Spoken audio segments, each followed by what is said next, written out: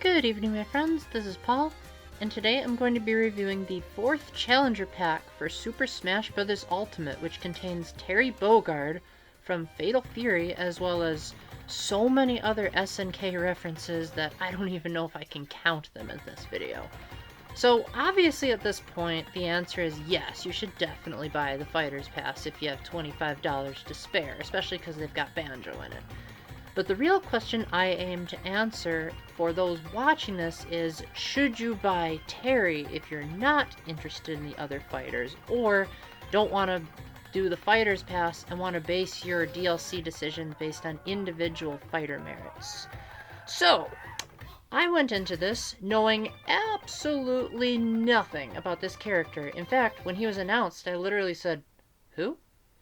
But quickly I began to learn that he's essentially a Street Fighter clone, and that's not even an exaggeration because one of the Street Fighter designers helped to create the original Fatal Fury that Terry is from. So, at first glance, he seems like he's an Echo Fighter of Ryu, but he does have a couple of differences that set him apart. Although one of the biggest similarities is that you still can do command inputs to make Terry's moves more powerful, which I could never seem to master, even when Sakurai did a really easy, hand motion to try to describe it. I'm not going to go super in-depth. He spent a whole 45 minutes talking about this guy. I'm going to try to keep my video a lot shorter than that.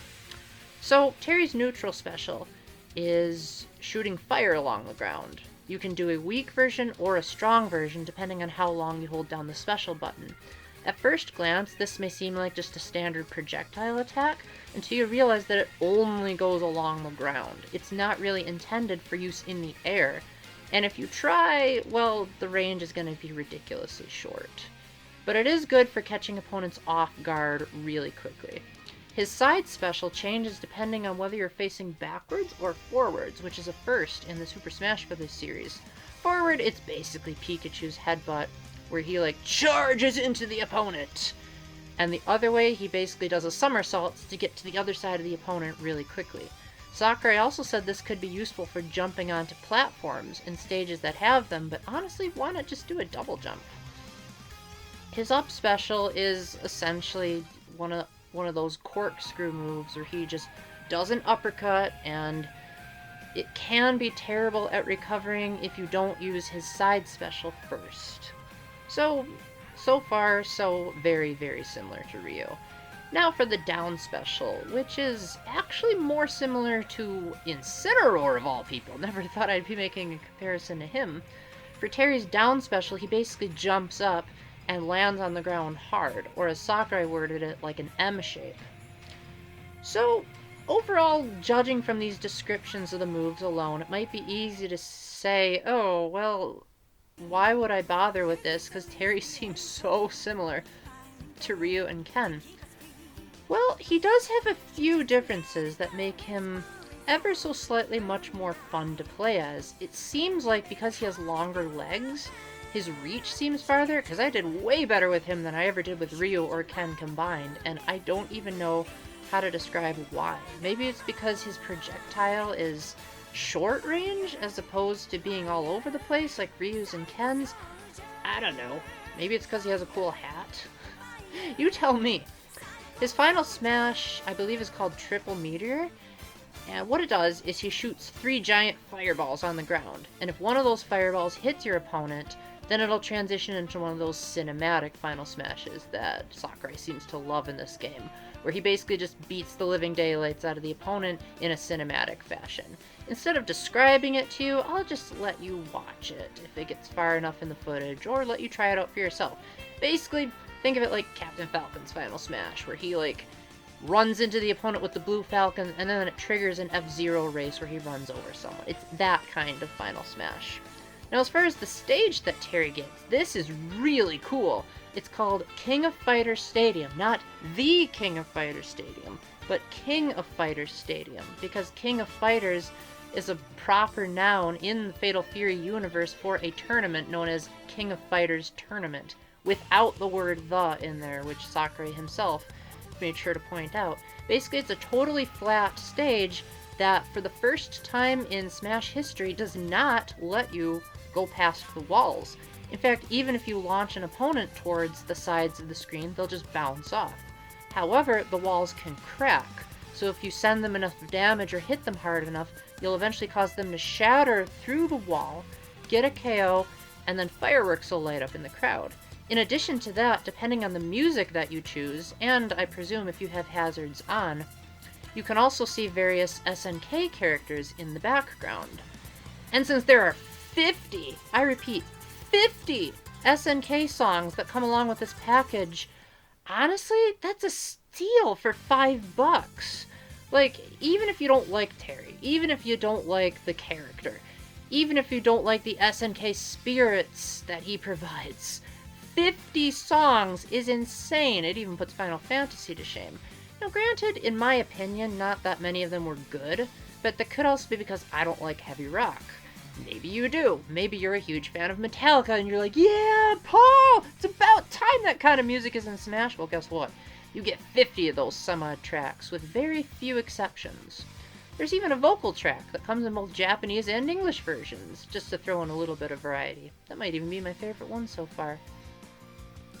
Finally, let's talk about Terry's Classic and Spirit modes really quickly. Not much to say about Spirit battles. They're just emulating SNK fights, for better or for worse. Not that I really know about it. But it is the first Spirit board of the DLC characters that has an animated background of a moving train, which, that's kind of cool. You know, games in the Neo Geo and Super Nintendo era did like to have moving set pieces to show off the background rotation capabilities. Finally, in Terry's Classic mode, you always face off against teams of 3, but only one at a time. Basically, you defeat the first opponent, then the second opponent, then the third. All of the battles are stamina battles, so if you don't know what the word stamina means for one reason or another, it just means that instead of knocking the opponent off the stage, you actually have to deplete your health, like you would in a standard fighting game. Now, the 3 fighters in each round of Terry's Classic mode are in some way connected, be it if they're from the same series, like Mario, Peach, and Rosalina in the first round, or if they have something in common, like Sonic, Pac-Man, and Mega Man all being third-party characters that joined in Super Smash Bros. For Wii U and 3DS. And I think this is pretty cool. I mean, stamina-based battles that aren't strictly on a battlefield or Final Destination format is always cool. And instead of them trying to think of a proper boss for Terry and having the fanboys and fangirls complain, not another Master Hand battle, they just said, how about for the boss battle, we just have another 3-on-3, and it takes place in the King of Fighters Stadium, excuse me.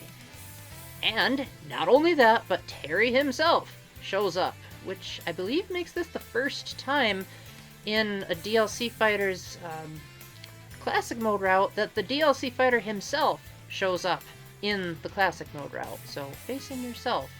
Not the first time that's happened, but definitely the first for DLC.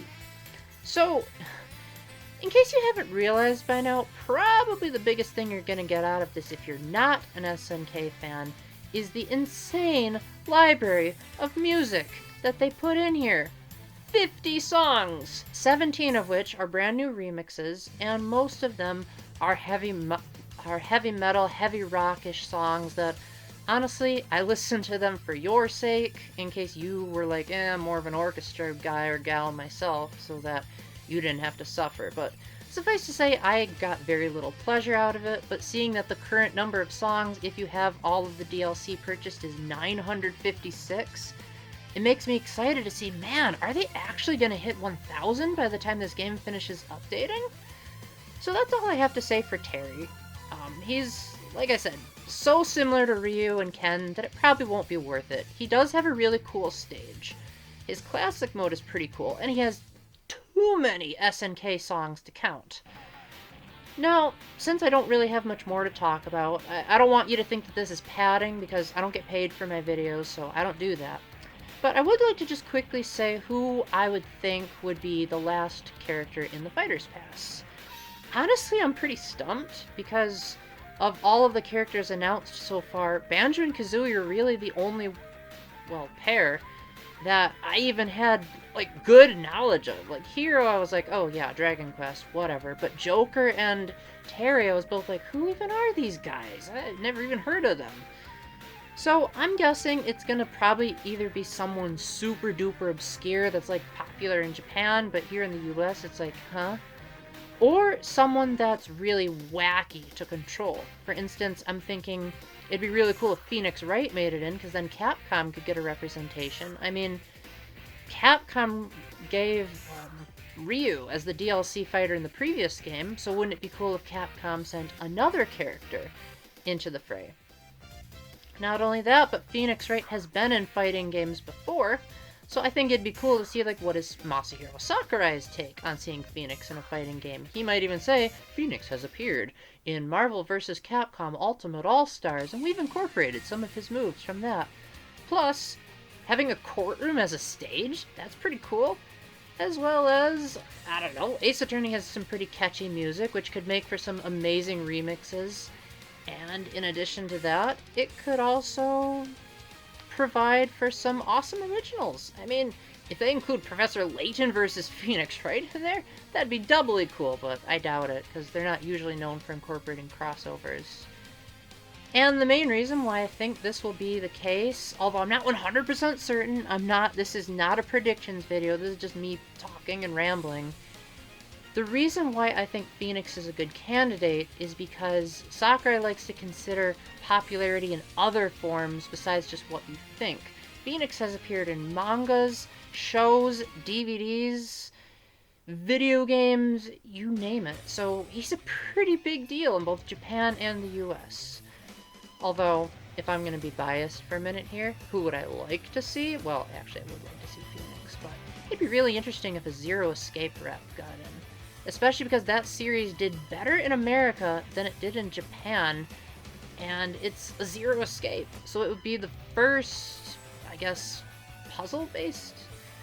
I don't know, just personal fanboyism. Anyway, thank you very much for watching, hope you didn't mind my predictions at the end, and until the next time, keep the faith, stay epic, God bless, and 50 songs, that's a pretty good way to spend $5. Bye-bye.